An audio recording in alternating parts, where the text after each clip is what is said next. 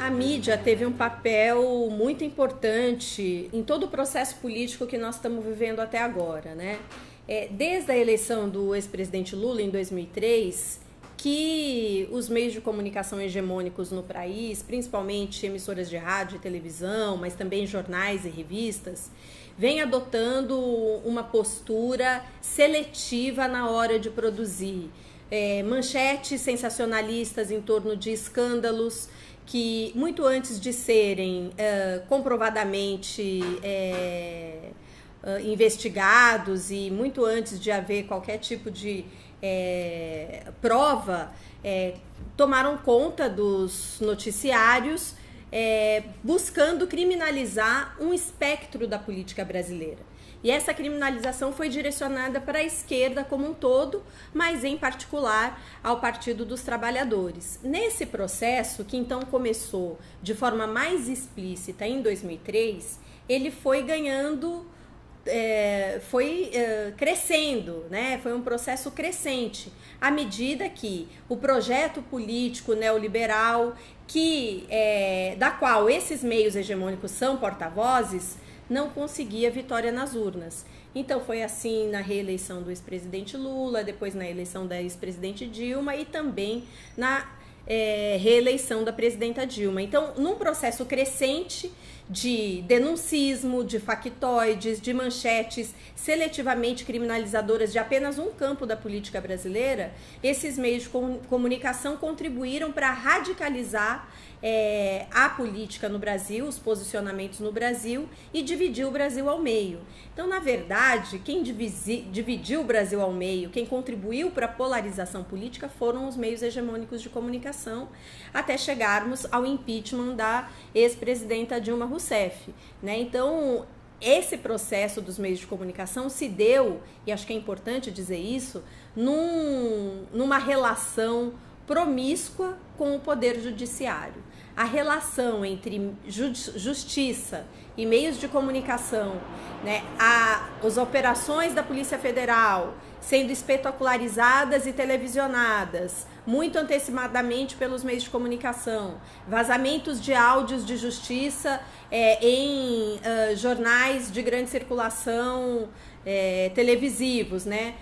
Tudo isso contribuiu para criar um ambiente de crise das instituições, de criminalização generalizada da política, que resultou, num primeiro momento, numa ruptura institucional com o impeachment da ex-presidenta Dilma Rousseff e agora com esse cenário bastante difícil que nós estamos vivendo nas eleições em 2018. Essa simbiose que existiu aí, né, entre meios de comunicação, entre mídia e judiciário, contribuiu para o acirramento e para essa espetacularização da política, né, da criminalização da política, que criou uma crise de credibilidade. Mas eu queria adicionar um outro elemento, porque nós estamos vivendo num momento da história da humanidade onde entra também em cena uma outra forma de comunicação, que são as redes sociais através da internet, né? Então, durante um período muito grande, alguns reivindicavam que a internet tinha surgido para democratizar a comunicação, né? Que a verdadeira democratização vinha com a internet, que a agenda da democratização da comunicação, que implicava na definição de regras claras para o funcionamento de emissoras de rádio e televisão a partir de princípios de pluralidade e diversidade, que essa agenda já estaria superada em função do surgimento da internet. Ocorre que, de fato, a internet contribuiu para dar visibilidade a temas, a setores sociais historicamente invisibilizados por essa mídia hegemônica. Mas dentro dessa internet surgiram os novos monopólios digitais, né? Novas empresas privadas que passaram a ser os intermediários daquilo que circula de informação, e eu estou aqui me referindo principalmente às principais plataformas que hoje são utilizadas pela sociedade: Facebook, Twitter, Instagram, WhatsApp, né? Através dessas plataformas, a radicalização da política, a falta de credibilidade na política ganhou um espaço de eco muito maior, atuando nas redes sociais, mas de uma maneira despolitizada, que contribuiu para o avanço do crescimento de práticas e manifestações de ódio, de violência, de intolerância, de preconceito, dentro de um ambiente alimentado pelo discurso da mídia hegemônica. Então, eu vou pegar aqui um exemplo. Você teve na eleição de 2014, né, a ficha falsa da presidenta Dilma publicada num jornal impresso de grande circulação. Essa maneira de você lidar com uma figura pública, como a presidente da República candidata à reeleição, colocando como se ela fosse uma terrorista, e isso vai para o ambiente das redes sociais de uma maneira muito mais radicalizada, a partir de um discurso de ódio muito mais aprofundado e sem intermediação, né? E esse discurso de ódio na rede social, ele funciona na prática para validar os nossos preconceitos, porque no ambiente da economia, do modelo econômico dessas redes, a gente se organiza, sem que a gente saiba, as redes nos organizam de acordo com as nossas afinidades. É aquilo que eles chamam de proporcionar uma melhor experiência de navegação, né? O que é essa melhor experiência? É você estar junto com aqueles que pensam como você. Ocorre que a democracia, para ser saudável, ela precisa de um mínimo de desconforto. O desconforto no sentido de você poder ter contato com o contraditório e poder, a partir disso, pensar criticamente, ouvir o outro lado, produzir sínteses.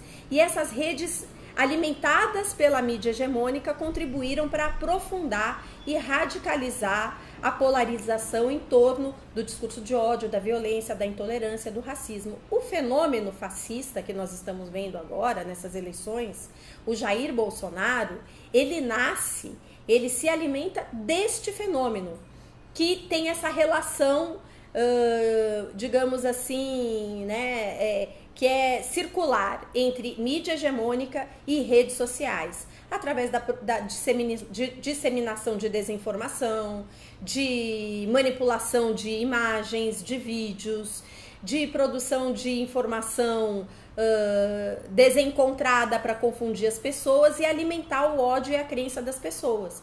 Isso que é o fenômeno fascista que nós estamos vivendo hoje, né? O Bolsonaro não teve praticamente tempo de televisão, ele se ausentou de todo o processo eleitoral, ele estava numa cama de hospital, né? Isso, não que eu ache isso positivo, mas isso é fruto, e esse crescimento do fascismo é fruto desse ambiente de crise das instituições, de falta de credibilidade das pessoas naquelas que as representam, por esse processo intensivo de criminalização da política como algo ruim, né? E alimentado por um discurso de ódio da qual a gente perdeu o controle, né? Então, para mim, o fenômeno do fascismo, ele é fruto desse ambiente, né? Desse ambiente de falta de perspectiva histórica numa melhoria mais aprofundada da qualidade de vida das pessoas, de um rumo mais estruturante para melhorar a vida em sociedade. E é isso que nós estamos vivendo, e nós precisamos criar os mecanismos para enfrentar esse tipo de manipulação da informação que extrapola a manipulação da informação, é a modulação do nosso próprio comportamento. Nosso comportamento hoje é modulado por plataformas de internet, pelo grupo de WhatsApp, pela mensagem de WhatsApp que a gente às vezes acriticamente recebe sem parar para refletir o que aquilo representa. Será que aquilo é verdade? Será que aquele conteúdo, será que eu concordo mesmo com aquilo, ou eu estou num ponto de um ódio tão cego que não me importa mais a veracidade das coisas, o que importa é o quanto pior, melhor. Então acho que é isso que nós estamos vivendo. A luta pela democratização da comunicação é uma luta em torno da qual a gente tem desenvolvido um pensamento bastante consistente nos últimos anos, né?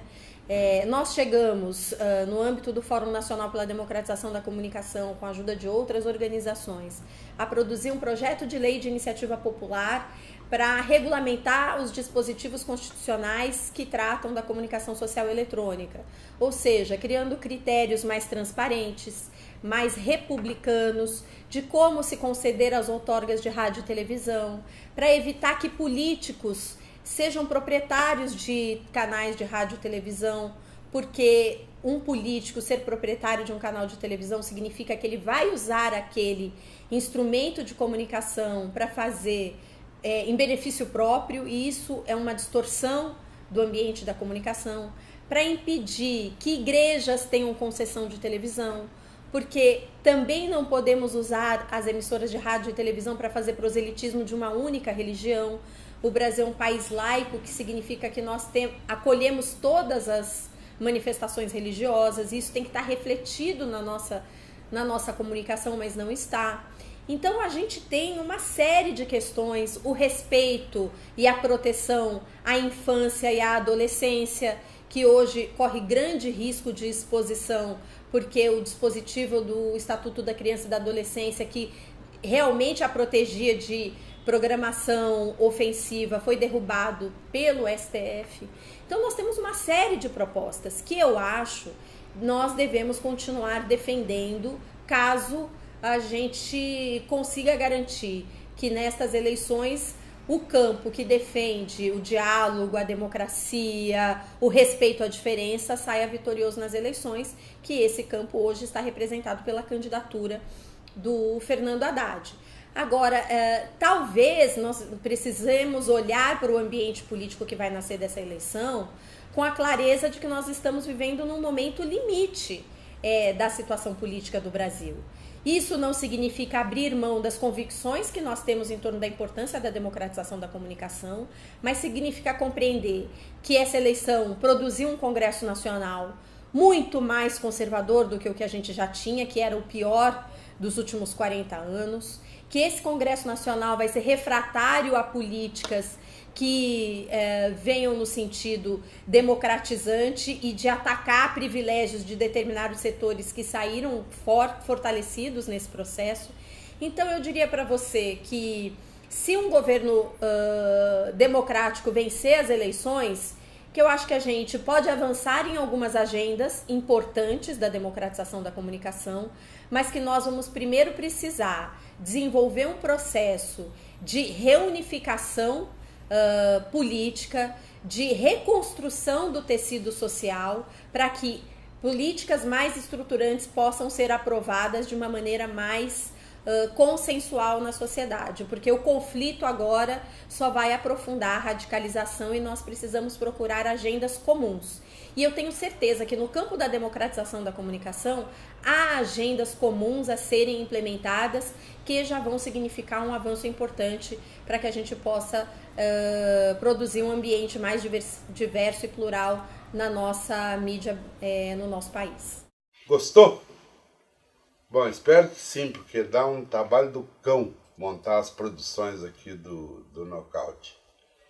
Agora, hoje eu aprendi um truque que eu vou passar para você. Você se inscreve no nosso canal e aí toda vez que aparecer o sininho vermelho no pé do vídeo, você clica ali e o que acontece? Você passa a receber em primeira mão todas as notícias do Nocaute. E é 0800 na faixa, não paga um tostão, tá bom?